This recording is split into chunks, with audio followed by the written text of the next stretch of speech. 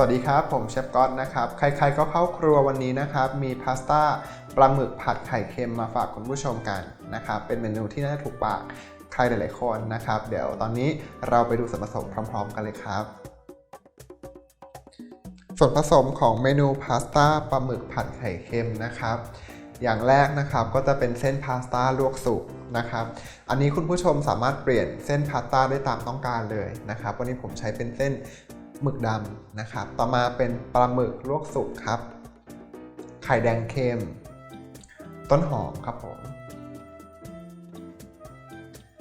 ต่อมาเป็นพริกขี้หนูแดงนะครับหรือจะใช้พริกชี้ฟ้าแดงก็ได้นะครับกระเทียมสับหอมแดงสับครับผมมันกุ้งเสวยครับหรือจะใช้เป็นน้ำพริกเผาก็ได้นะครับแต่ถ้าไม่มีก็ไม่ต้องใช้ก็ได้ครับต่อมาเป็นซอสผัดนะครับซึ่งซอสผัดตัวนี้จะมีส่วนผสมของน้ำมันหอยนะครับน้ำตาลทรายเกลือแล้วก็น้ำสต๊อกนะครับแล้วก็ตัวสุดท้ายนะครับจะเป็นน้ำมันพืชครับผมตอนนี้ส่วนผสมทุกอย่างก็พร้อมแล้วนะฮะเดี๋ยวเราไปลงมือทำพร้อมๆกันเลยครับครับคุณผู้ชมเรากำลังจะเริ่มทำเมนูพาสต้าปลาหมึกผัดไข่เค็มกันนะครับก็เริ่มจากการใส่น้ำมันนะครับลงไปในกระทะ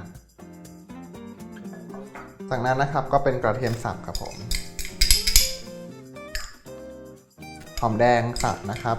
ใช้เป็นหอมใหญ่สับก็ได้นะครับผมก็จะเร่งไฟนิดหน่อยนะครับเพื่อผัดให้กระเทียมนะครับแล้วก็หอมแดงเนี่ยหอมขึ้นมานะครับ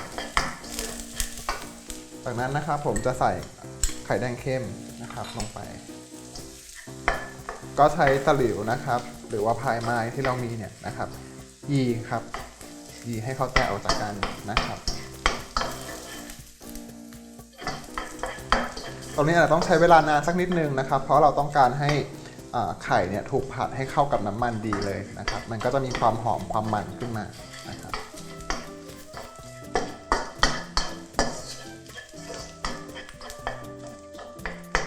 สังเกตดูนะครับถ้าไข่เขาได้ความร้อนระดับหนึ่งแล้วเนี่ยนะครับเขาจะเริ่มพองตัวฟูขึ้นมานะครับก็จะยีไปเรื่อยๆหรือถ้าคุณผู้ชมมีเครื่องปั่นนะครับจะเอาไข่ตัวนี้ไปปั่นกับน้ำมันเลยก็ได้นะครับมันก็จะง่ายดีก็จะไวดีแต่ว่าการปั่นเนี่ยมันก็จะได้เนื้อสัมผัสอีกแบบหนึ่งไม่เหมือนกับการนำมายีนะครับ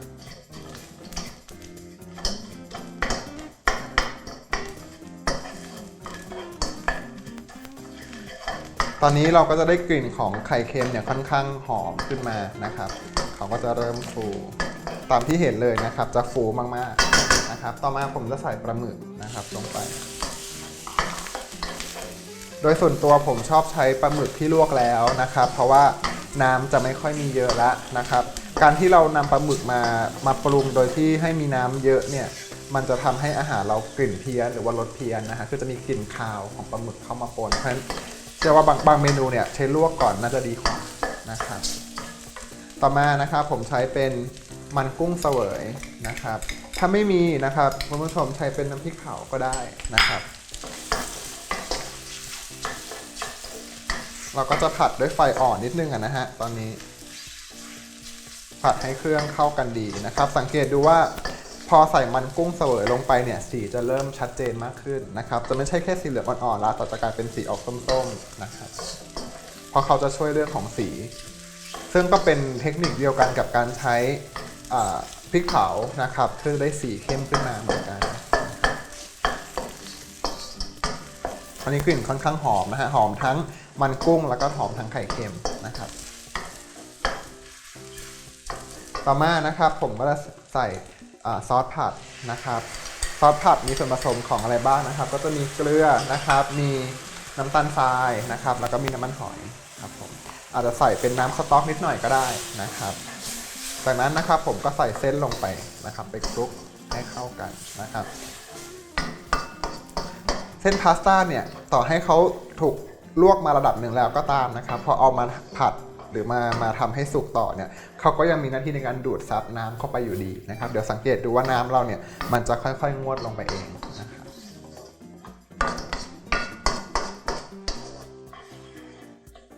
ตอนนี้ผมก็จะปล่อยให้เส้นเขาทำหน้าที่ดูดน้ำไปนะครับเพื่อให้ตัวเส้นเนี่ยมีความอร่อยจากตัวซอสนะครับ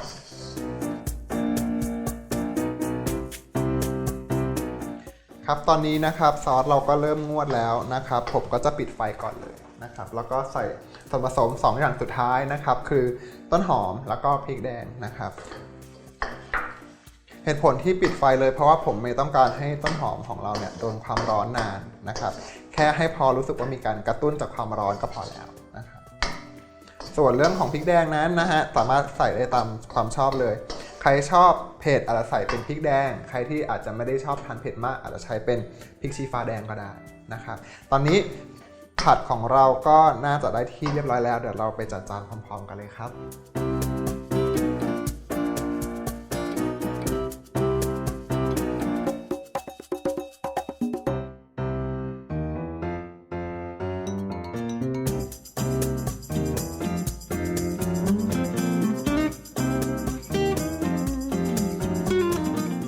ครับตอนนี้ก็เสร็จเรียบร้อยแล้วนะครับสำหรับเมนูพาสต้าปลาหมึกผัดไข่เค็มรสชาติเป็นที่ถูกปากคนไทยแน่นอนนะครับ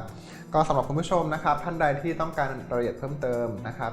ในเรื่องของสูตรอาหารสามารถติดตามชมได้ที่ foodtravel.tv สำหรับวันนี้สวัสดีครับ